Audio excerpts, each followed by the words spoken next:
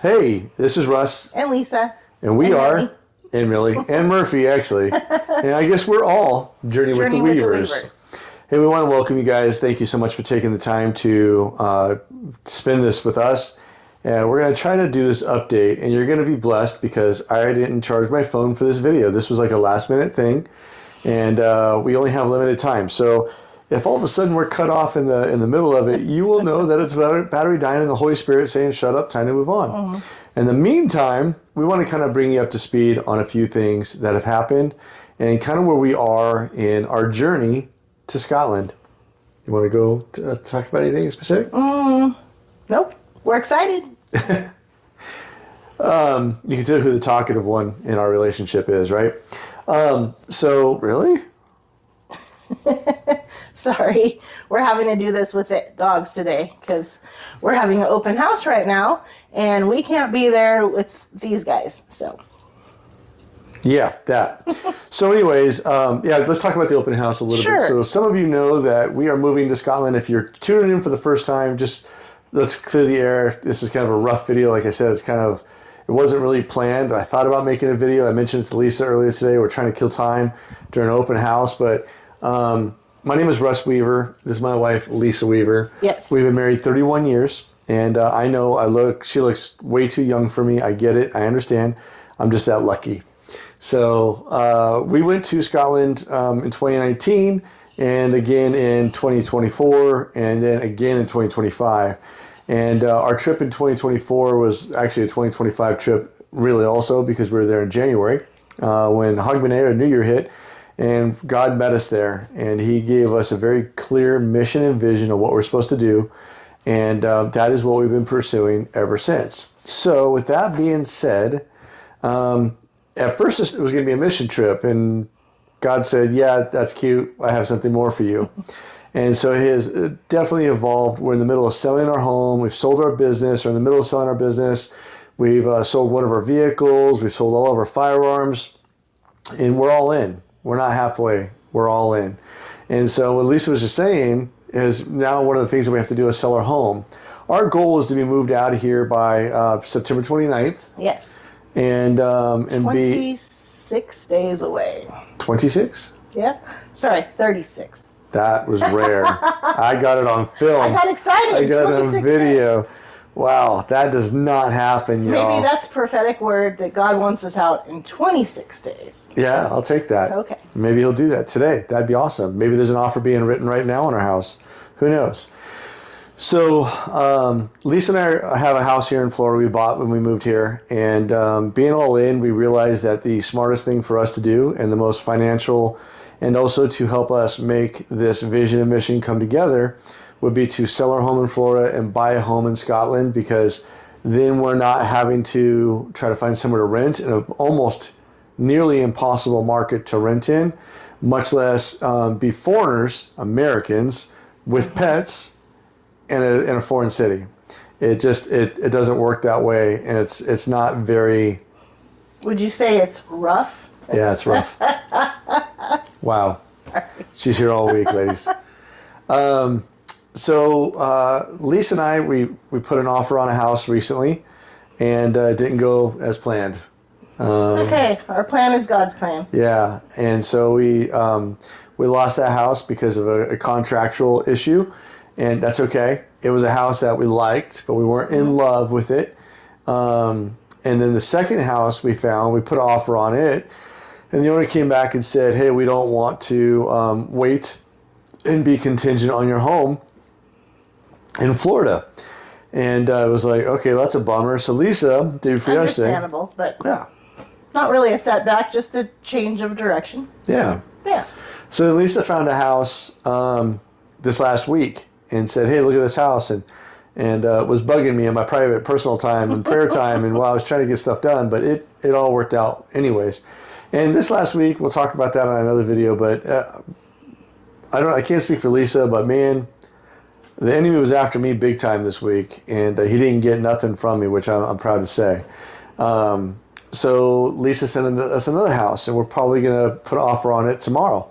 And we're going to keep moving forward, right? I mean, just keep pushing forward. God's got the right one. We're just trying to find it. Yep. So we're hoping to be there by the 1st of October. And that's just a personal date. And our stuff being delivered between the 1st and the 3rd. We don't have a lot of stuff. Again, we're selling everything. We're going to go there with no beds, no furniture, no nothing. Just clothes and some sentimental things. And y'all, it's expensive. I mean, we were just going over the visa process. It's $10,600 American dollars for us to do what we need to do. Yes. Not cheap. God's got it. Yep. We need 20% down on our home in the UK, and we want to put more than that. We're looking at putting 40 to 45% down because we want to keep that monthly payment as low as possible so we can be free to do the ministry God's called us to do. So I think it's just, if you're, again, I know you've heard us say this, but if you're on the fence, we're asking you to get off the fence. Join our team. If you've been on the fence this long, you probably just need to join the team at this point. That's just us and God telling you, come on, it's time to go. Whatever the amount is between you and God. But maybe if you've been thinking about it for this long, it's time to jump in and let's go. Be a part of Team God. That's all I'm saying. What else is there that you want to talk about? We wanted to talk about if you didn't jump in. Oh, well then, say something. You can't think of anything. I can't say that, of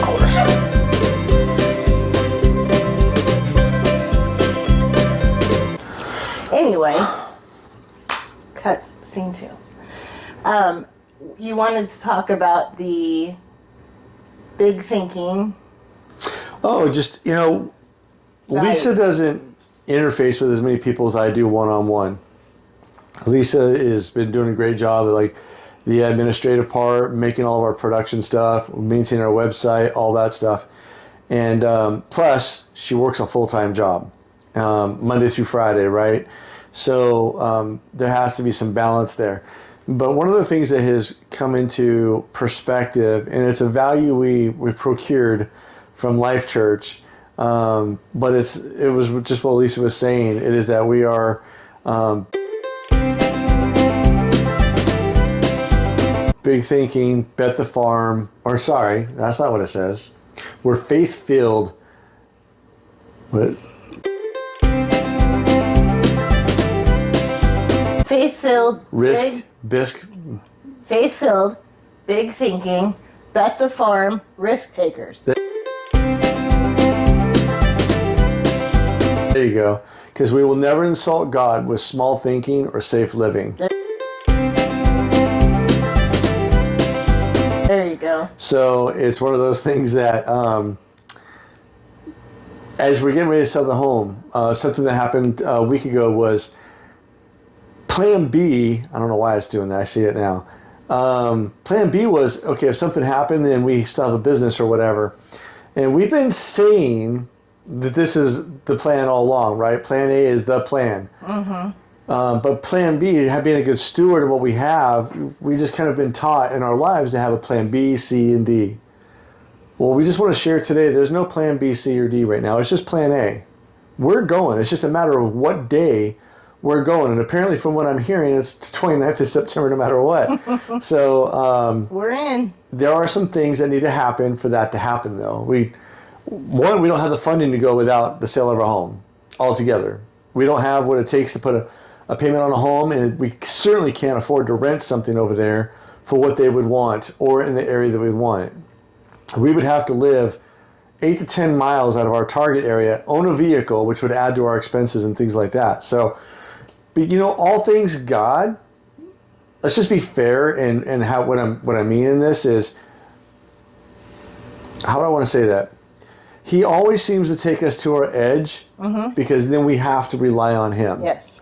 And so it wouldn't surprise me on Saturday at 5 p.m. that it's going to be like, we need to do this right now. What are we going to do? And we're going to offer on our house or whatever. You just never know.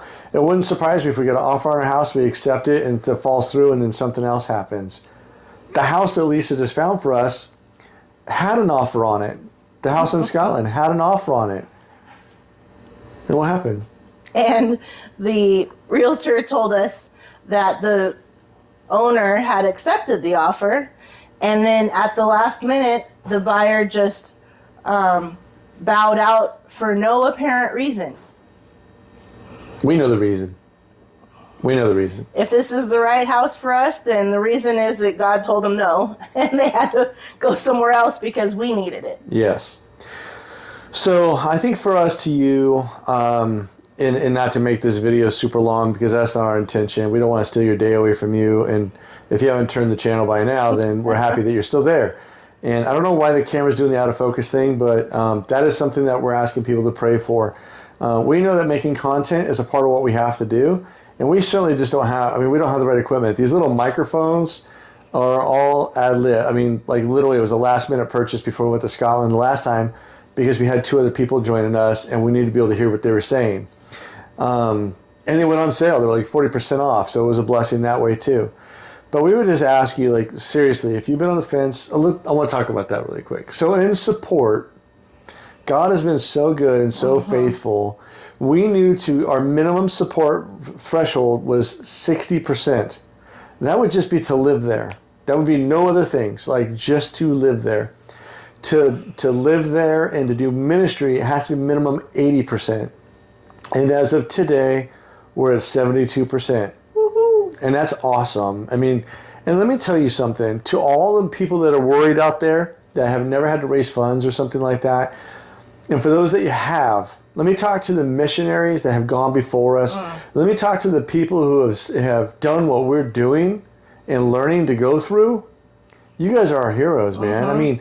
Raising support is no joke. We don't have a corporate sponsor. I know, right? You don't just say we need money and people just throw money at you? Well, not all the time. Okay. We've had a few that have said, we want to bless you, and it's been... And you know what? Those are just as important as those of you who have sacrificially given. Oh, yeah. Even if you are one of our groups that is on the, I'll say, lower end of the spectrum, that's sacrificial for you, and we are so honored. Yeah. Don't start. See, what we know that you may not know, I'm going to share with something that happened on Thursday. I was in a, and this is for those of you that are giving or on the fence. Let me just tell you something. I had a gentleman say something. They were asking me about the support. And at that time, we were just hit 70%. And I had shared that with him, and I said, I just want to celebrate. We hit 70%. We're on track. Preferably, I'd like to be at 100% by now. But God's got a plan, right? And we're just living in that plan, like Lisa said earlier. But he said, so what is it that people have been doing? I said, well, look, we have, a donor that gives this, and then we have donors that give, $10. And one of the guys slipped and said the wrong thing to me. He goes, oh, just $10. And I looked at him and I was like, just $10. And he goes, like, what can you do with that? And I was like, we can't do anything with it, but we know someone who can. Let me tell you what God will do with $10. And I'm not going to go into it because I don't want to cry on TV. But God literally said, I'm going to cry after all. We saw God take a $10 bill, turn it into $100, actually $110. Okay? We hear stories like that all the time, but to be on the other side and see it and hear it and be a part of it is such an honor and privilege. But that $10, God multiplied it and used it to get a girl out of human slavery, human trafficking, out of prostitution, and back to her family. So don't tell us what you think $10 can do. Let me tell you what God can do with your $10. Ooh, that'll preach. That'll preach all day long. Because we think small, right? We think, oh, there's how many fish? 2 fish. And how many loaves? 5. Yeah. See, in our human nature, we go, well, who we can feed with that? That's like the disciples alone. But God says, watch what I do. And they feed 5,000 men, which means it's probably more like 10 or 15,000 people in reality. Right? With 2 and 5 or 5 and 2, however you want to say it. With the women and children. Yeah. So it's just, God is doing incredible things. And and we're not even there yet. We've seen people's lives changed in Scotland, and all we've done has been an advocate for them or a resource for them. We're not even there yet. And so we're asking you, we're at go time now. We need to be at 80%. It's only 8% more than we're at now. Yep. 8% more. That's nothing. $400 or $500. Okay, that's a little bit of something. But God's got it. Yeah, but we thought that before, and we had a supporter come on and it was just like, here you go, and floored us. In fact, that one supporter put us over the mark to live in Scotland. That one supporter. And we have a lot of fishing lines out to a lot of people. It's just a matter of hearing back from them, and they're praying about it. And you know what? Please. They need to be praying about it. This is God's money. It's His ministry. What He's doing. This is not about, you're going to hear me say that over and over again. The only thing that Russ and Lisa are is available. We don't want your guilt trip money. We want your God trip money. Ooh. I'm on a roll today. Wow. We don't want your Guilt trip. money. We want your God money. God trip. God trip money. Wow. God's sending us over. And just a side note, like there's been a couple other twists. If you don't know what's going on, if you're up to date, you can probably go on from here. But we want to share something else with you: the visas. So we had a couple surprises. One, God's Not Dead UK, God's Not Dead Ministries UK, is not been approved, but it has been denied. It's been over 2 weeks. That is very good news. Yes. Because they're taking time to go through it, and they haven't said no. And usually if they decline you or deny you, it's 24 to 48 hours. I mean, they just like, if your paperwork's not in line, you're out. I mean, they don't play around. The second part is, once God's Not Dead is approved, UK, this is the funny part, we can actually file to self-sponsor. So Lisa would go over as a skilled worker. She's my Sugar mama. She's my sugar Again. mama. And always my sugar mama. And so Lisa would be the admin side of that. So she would go over on what's called a skilled workers visa. I would come over on a spouse visa, which means that I can actually work part-time.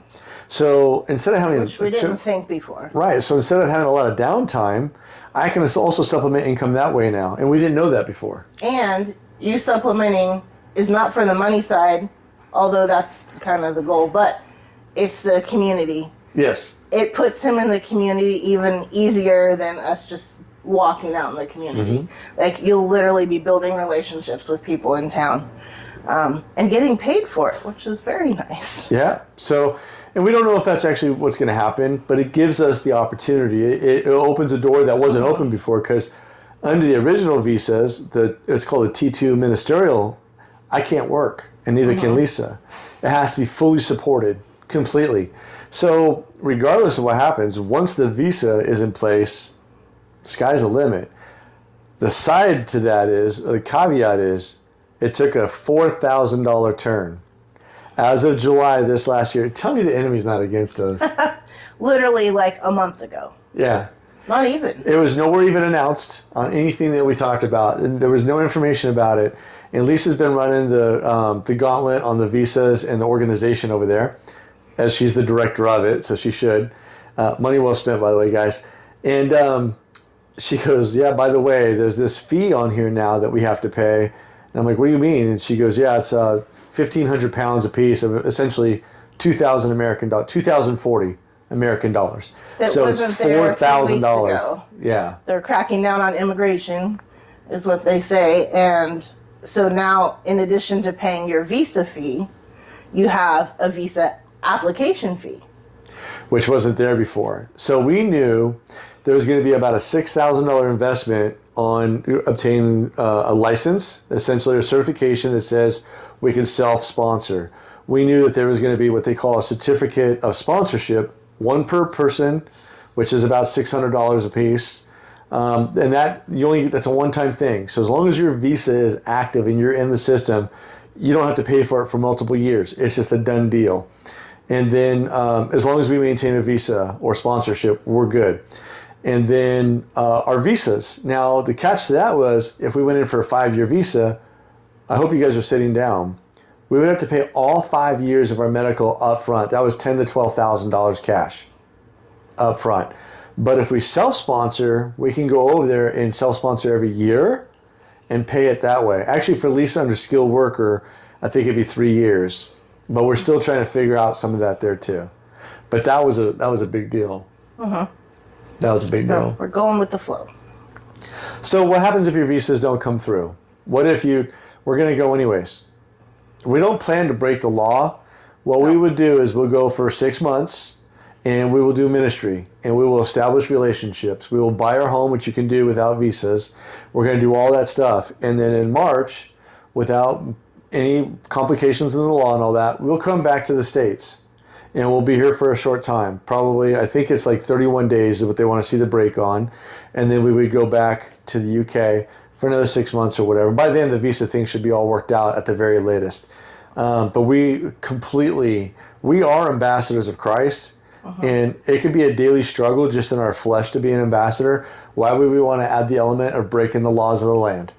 So we're going to honor the laws of the land and do what we say we're going to do, and that's follow their laws, their regulations. Because there are a lot of people, and they're so overwhelmed. They don't have an ICE or anything like that. It's basically if you break the law, then they get rid of you. But they don't have people like checking your IDs, even for work and things like that. It's rampant right now. We've been all told, over. You guys can come over because no one cares anyway. No one pays attention. But that's not what God called us to do. He called us to do everything accurately and faithfully. Him. And absolutely. So. And I don't think God would ever honor that. No. Like it'd be like day 1 of after 6 months. So, well, what is it? And what would that tell the people there? 121 days, I'd probably get arrested for something stupid and shipped home. And by the way, may not be able to welcome back. Even though we own a home, it doesn't guarantee residency. So we're going to honor what they say, and we're going to honor what they do. And there are some areas that we got to look into that we talked about last night. We had a retreat yesterday, Lisa and I, and just really talked through everything in detail. We have a lot of conversations, but yesterday is more like, let's get in the nitty gritty, let's figure it out. And something that came to mind was expats move there all the time because they have income. They had a different visa. So why can't we, if that's the case, we have passive income through the ministry, why can't we move there? So that's something that we're looking at. The whole visa thing might be blown out of the water by that one thought. So who knows? So I just think that, please be praying for the visa thing. And, we're going to go anyway. I think really a whole lot just hinges on the sale of a home. So as we conclude this video, there's a couple things we'd like to ask you to do. 1, join the team. If you've been on the fence for a while, it's time to join the team. If God hasn't told you no, stop fighting, join the team. And then pray to God what you should be giving. We had a gentleman come up today and say, finances is really tight. I got kids in school and all that, but we're going to do at least $100 a month. And I just told him, I said, let's just put you down for 100. I love your heart. I know where you're at. I know who he is. Everything about him says they would love to do more. So we're just praying that God will honor his $100 a month. And if it's more, if he can afford more, and that's what they figure out, then that's between them. Yeah. Coming on board with us as a team, that's a different story. That's between us. What he does with his financial contributions is between him and God. For us, it's about being good stewards. Let me back that up by this. We have a board that we're accountable to.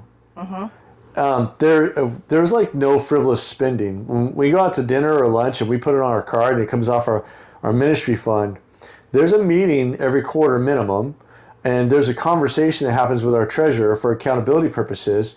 And it's not like Lisa and I can go and drop $200 on a cozy dinner between the two of us and nobody's going to say anything. Well, first of all, I would never spend $200. Let's just say there's 7 people on the board and not one single person in there is a yes man or a yes woman. These are people that, we would be accountable anyway, but if there was something in question, they're going to ask the question. Case in point, when I was in Paris on my way back from Ireland, I got coffee and a croissant. And when I got home, I do a lot of my own categorization, and then our bookkeeper and our treasurer goes through everything and signs off on it. And when I got home, I noticed that there was what was that called? It was something. It was really It was sketchy. It was the name of something. Yeah, it was the name of the business or something, but it looked weird. It was questionable. And even I was like, oh no, somebody got a hold of my card and did something, which was true. The first day when we were in Scotland, my card got compromised. So that was all by itself. But when, in this case, it was the name of the business, but it was like a bordello's name. I mean, it was just sketchy. And I'm freaking out because it was just me. I'm the only person that uses that account at that point. And I call my treasurer and go, hey, look, there's a charge on here. I put it in, we have a category that specifically goes to the bookkeeper. And I said, it's here right now. Let me figure it out. What I hadn't done was gone through my receipts yet, my actual receipts. So I pulled those out. I started looking through them, and I realized that the name of the business, it was at the very top, with the name of the airport, what we would call the DBA, the Doing Business As. And I was like, oh, that's their parent company name. Okay, cool. And then I most of our receipts get scanned and put into the system so anybody can review them at any time anyway. But we don't want you to think like we're going to Scotland for vacation. That in fact, it's just the opposite, really. What we agreed is that we would work Sunday through Thursday, and Friday and Saturdays would be our day off. And then Sundays we'd be active within churches as missionaries or just as attendants and just do what God's called us to do. And then Monday through Thursday, we are actively pursuing relationships with people, serving the community, and bringing Jesus to the people. Right? Yeah. So that's that. And then I think all this would be in vain if we didn't tell you to keep praying for us. We just had shirts made up. Neither one of us is wearing them. Yesterday. Yeah, she had hers on. I had a different shirt on, but it was it was very simple. And when I was praying about it, it just looked weird having our logo on the back of a shirt. But as I was praying about it, it was like we're so driven by our vision, and we're fueled by prayer. And so at the top of the shirt it says "Driven Vision" or "Vision Driven," because that's what drives us to go serve people, be Jesus to people, right? And then it's fueled by prayer. And we say that because money is of the world and prayer is of heaven. Amen. And the kingdom. Money opens doors and helps things happen here on earth, but God can do all of that. He owns the sheep on 1,000 hills. Like, whatever, bring that part on. And he's not going to give us more than we can't handle. So if we had somebody that won lotto and like they want to give you $1 million, we'd be like, thank you. I want you to hold that $1 million. Do $100 a month. Okay, maybe $400 or $500 a month, but we would definitely take advantage of it. But we would ask them to partner with us on bigger projects. Yes. Because we want you to be a part of what God's doing in Scotland. We want you to have ownership and you have no idea how good it feels when somebody contacts us from Scotland and says, because of you, we're going to church. Because of this little card you left us, you make our day every day. You have no idea. But when you're a part of the team, you get to feel that and you get to know you're a part of that. So, and if you ever want stories, just give us a call. We have lots of stories. Yeah. You think these videos are long? You have no idea. You know, honestly, we try to do an impact zone on every newsletter. And Lisa does such a great job at that. Like, you guys would be like reading in tongues if it was up to me. But the truth is, Lisa does a fantastic job. She takes my chicken scratch and all my grammatical stuff, and she really turns it into something elegant and transposes it. Sometimes literary license, and that's okay because it's not about Russ. It's about the message that we're trying to convey.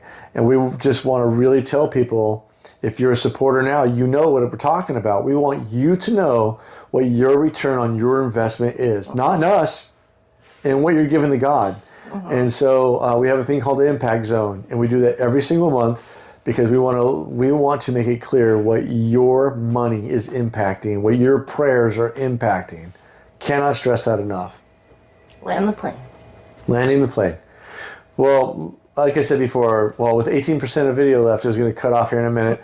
We just want to say thank you. I do want to announce that we have a part 2. Pastor Drew has agreed to do part 2. That poor guy is a glutton for punishment.